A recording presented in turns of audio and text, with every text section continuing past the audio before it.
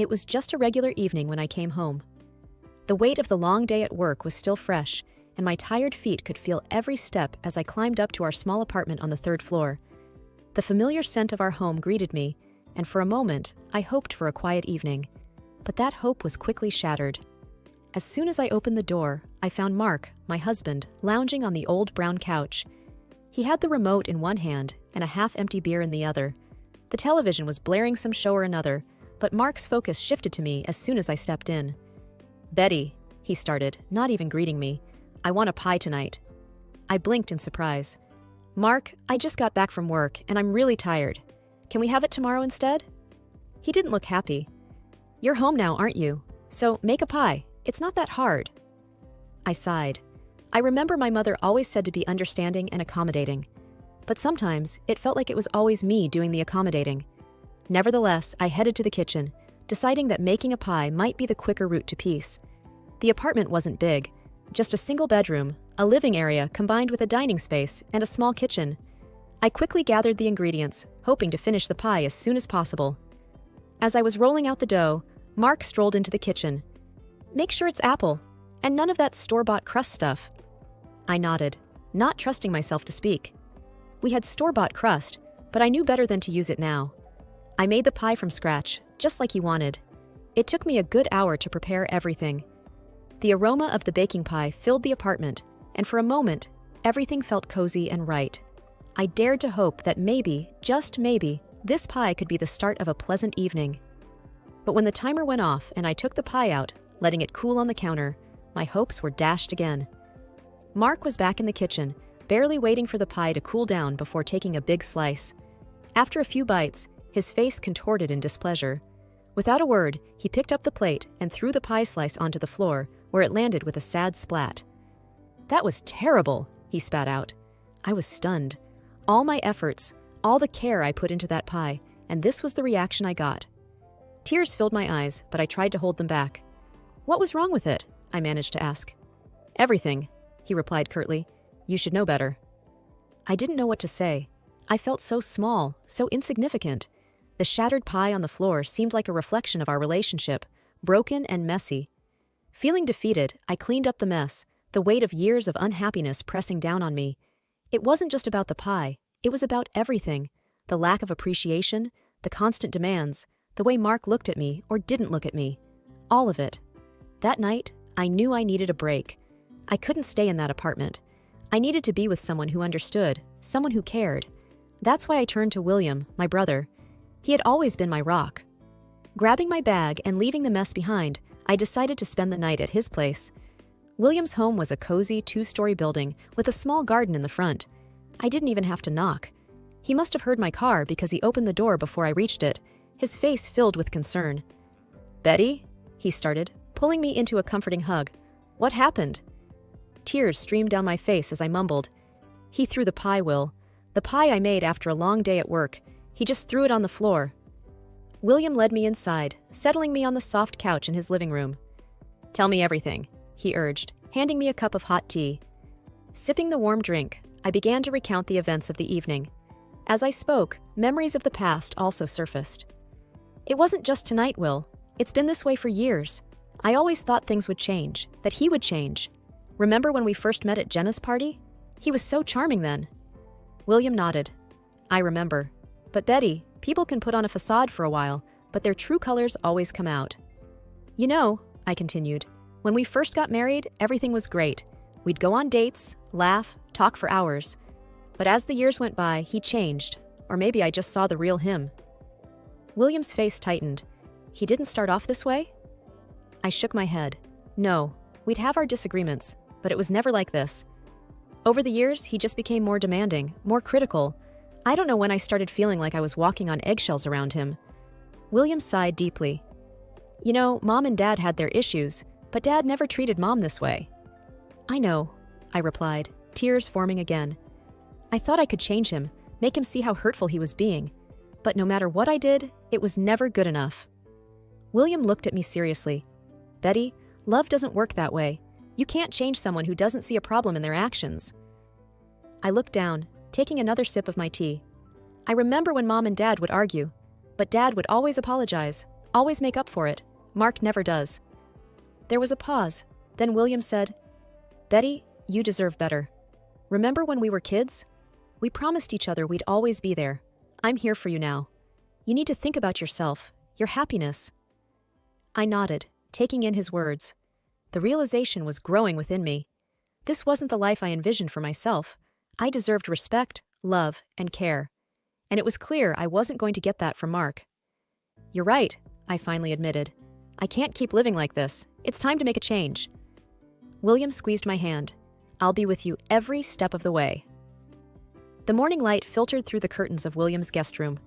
I stretched, feeling more rested than I had in a long time. The decision to divorce Mark had brought with it a mixture of relief and apprehension. Walking downstairs, I found William already up, making breakfast in the kitchen. "Morning, sis," he greeted with a warm smile. "Good morning," I replied, pulling up a chair at the dining table. He placed a plate of scrambled eggs and toast in front of me. "You need to eat. Big day today." I nodded, taking a bite. "I'm nervous, Will, but it's the right thing to do." He sat across from me, sipping his coffee. "It's never easy, but remember, you're doing this for yourself, and I'm right here with you." After breakfast, William drove me to the lawyer's office. As we parked, I took a deep breath, bracing myself for the steps ahead. Inside, we were greeted by Mrs. Harris, a stern-looking woman with sharp eyes. But as she spoke, her kindness shone through. "Betty, I understand this is a difficult time for you. My job is to guide you through the legal process and make sure your interests are protected," she said. "Thank you," I whispered, feeling grateful for her support. The meeting was long, filled with paperwork and legalities. Mrs. Harris explained everything patiently, ensuring I understood my rights and the process ahead. As the days turned into weeks, life became a whirlwind of appointments, meetings, and paperwork. Mark, to my surprise, remained silent throughout this time. He neither signed the divorce papers nor contested them. He simply seemed to have disappeared. This silence was unsettling. One evening, while sitting with William in his living room, I expressed my concerns. "It's strange, Will. Mark hasn't reacted at all. No calls, no messages, nothing. It's like he's vanished." William looked thoughtful. "It is odd, especially given how he was earlier, but maybe he realized his mistakes and wants to move on." "I hope so," I sighed, though a nagging doubt lingered. Life continued its pace. I started looking for a new place to live. I wanted a fresh start, a home where I could rebuild my life without the shadows of the past. After a few weeks of searching, I found a beautiful house. It was spacious, with large windows letting in plenty of light, a stark contrast to the dim apartment I had shared with Mark. I felt a connection the moment I stepped in. This was my new beginning. William was ecstatic when he saw the place. "It's perfect for you, Betty, a place to call your own."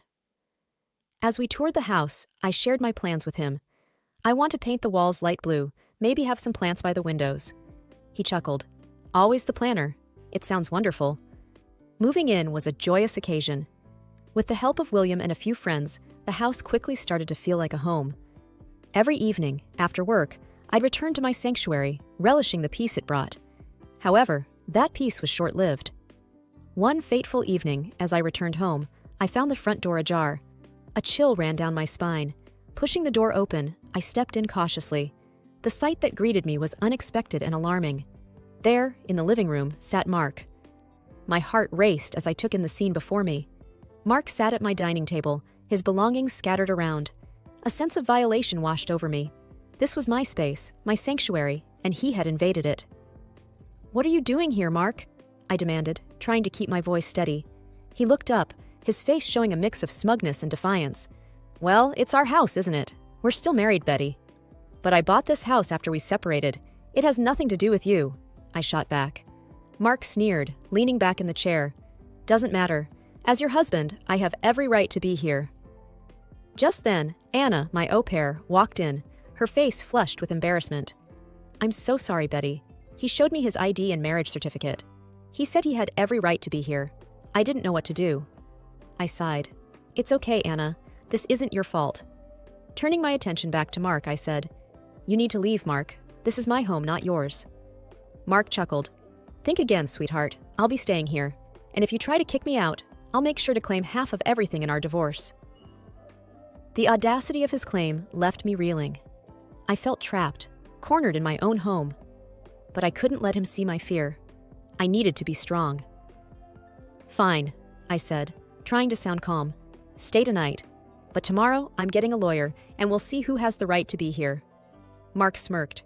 "Bring it on. I'm not going anywhere." Feeling defeated, I retreated to my bedroom, locking the door behind me. I needed to think, to come up with a plan. Grabbing my phone, I called William. "Will," I said, tears forming. "He's here, at the house. He says he has a right to it." William's voice was filled with anger and concern. "Stay calm, Betty. I'm on my way. We'll sort this out." Hanging up, I tried to calm my racing heart. Mark's sudden reappearance and bold claims had taken me by surprise. But with William by my side, I felt a glimmer of hope. Within minutes, William arrived. I heard the two of them talking in hushed tones downstairs. The tension in the air was palpable. After what felt like an eternity, William came up to my room. "Betty," he began, his face serious, "there's something you need to know. When we bought this house, I made sure it was in my name. I had a feeling Mark might pull something like this. Legally, he has no claim to this property." A wave of relief washed over me. "Thank you, Will. I don't know what I would do without you." He hugged me. "We're family. We look out for each other." The next morning, armed with the property papers and William's unwavering support, I confronted Mark. Seeing the documents, he realized he had no ground to stand on. His smugness from the night before had disappeared. "This isn't over, Betty," he hissed as he left. Days turned into weeks. With every passing day, the intrusion by Mark felt more like a distant memory, but the threat he posed remained. William and I, however, weren't about to sit idly by. One evening, as we sat in the living room, William looked at me with a seriousness I had seldom seen. "Betty, I've been thinking. We need to be prepared for any moves Mark might make. He's unpredictable." I nodded. "I've been feeling the same. But what can we do?" William paused, taking a deep breath. "I've hired a private detective. I wanted to know what Mark's been up to since the two of you separated." I looked at him in shock. "A private detective? Will, is that necessary?" William sighed. "I just have this gut feeling. I want to make sure we have all our bases covered." I understood William's concerns. His protective nature was one of the things I cherished most about him. "All right," I conceded. "What did the detective find?" William pulled out a folder from his bag. As he spread the photos and documents on the table, my heart sank.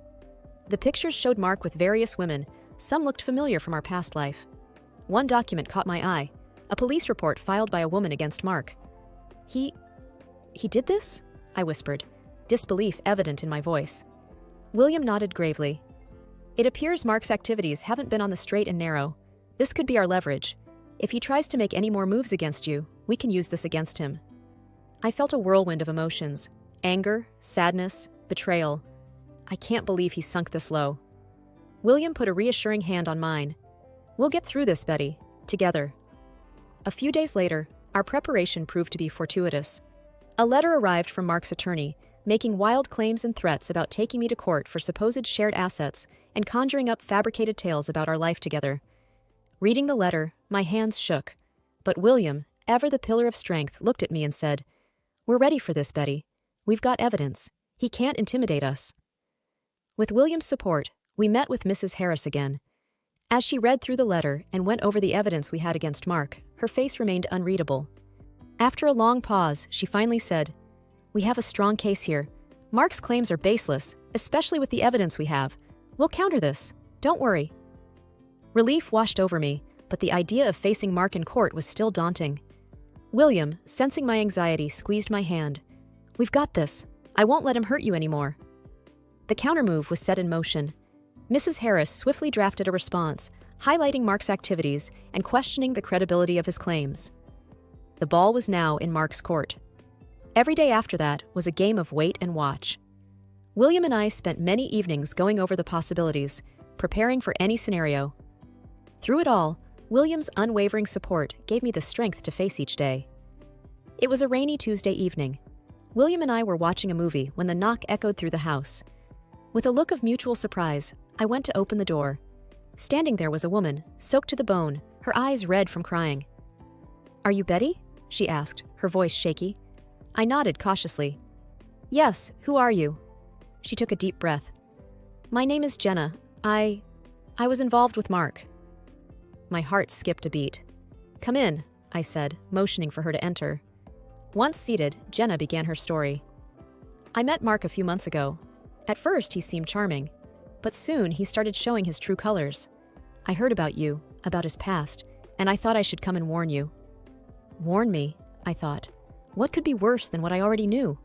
Jenna continued, tears streaming down her face. He became aggressive, possessive. He said things about you, about how you'd ruined his life, and he wanted revenge. William's face darkened. What kind of revenge? Jenna hesitated, looking down. He talked about ruining you financially, said he had friends who could make it happen.